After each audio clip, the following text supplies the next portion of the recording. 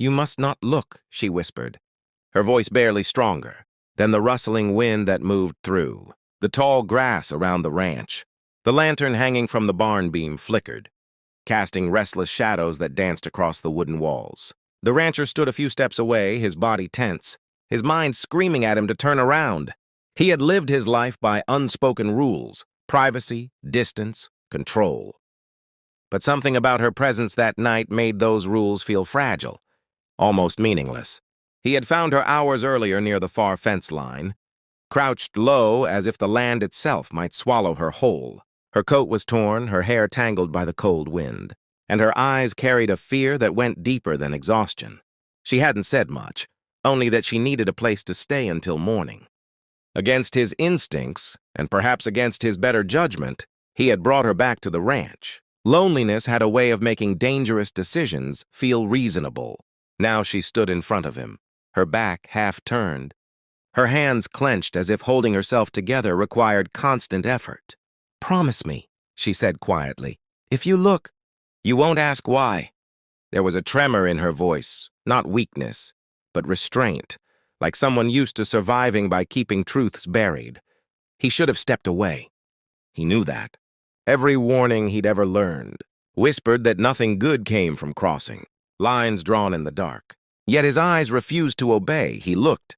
What he saw was not just a secret, but a story written in quiet pain, marks of a life she hadn't chosen, signs of running, of fear, of endurance. His breath caught, and for a moment the world narrowed to the space between them. She stiffened as if bracing for judgment, but none came. Only silence, heavy and charged.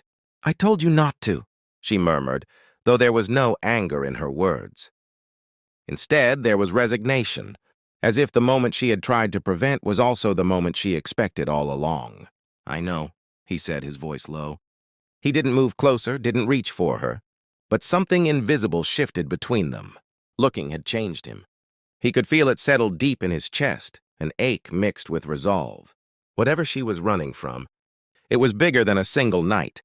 And whatever she was hiding, it had already pulled him in.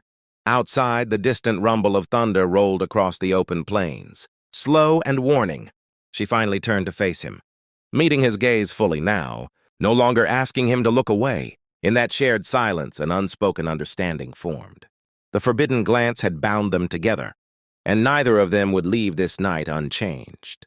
Morning arrived softly, as if the ranch itself was uncertain whether to disturb what had been. Awakened during the night, pale light crept through the thin curtains, touching the wooden floor and the quiet room where she slept. The rancher stood near the window, hands resting on the sill, his reflection faint in the glass. He hadn't slept. Every time he closed his eyes, he saw her standing in the barn, whispering warnings he chose not to obey. She stirred suddenly, sitting up with a sharp intake of breath, as if she had been pulled from a dream that refused to let go. Her eyes found him instantly. "You're staring again," she said, though there was no real accusation in her voice, only tired awareness. "I'm making sure you're still here," he replied, honest in a way that surprised even him. She looked down, brushing her fingers over the blanket. In the daylight, the fear she carried was clearer, but so was her strength. After a long pause, she began to speak, words falling carefully like steps on unstable ground. She told him about the life she had been pushed into, about a man chosen for her without her consent, and about the night she finally ran. Coming to the ranch hadn't been planned. It had been desperation, instinct, and a little hope all tangled together. "When you looked," she said quietly, "I knew I couldn't hide anymore." The rancher listened without interrupting. Each word tightened something in his chest. He had spent years keeping his world small and controlled, believing solitude was safer than attachment. But now her story had settled into the spaces he had kept empty for too long. The sound of hooves broke the fragile calm. Dust rose on the horizon, visible through the window like a threat taking shape. She followed his gaze, her face draining of color. "They've found me," she whispered. He reached for his jacket, movement slow but deliberate. Fear was there, but it didn't rule him. "Then they'll have to deal with me," he said. She stared at him, disbelief and emotion colliding in her eyes. "Why would you risk everything for someone you barely know?" He met her gaze, steady and unflinching. "Because I looked," he answered. And once I did, I couldn't turn away.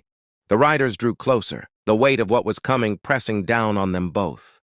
She stepped nearer, close enough that he could feel the warmth of her presence, no longer asking for distance or darkness. Whatever stood ahead, confrontation, loss, or something far more dangerous, they would face it together. The unthinkable had already happened. A forbidden moment had become a choice, and that choice was about to change both their lives forever.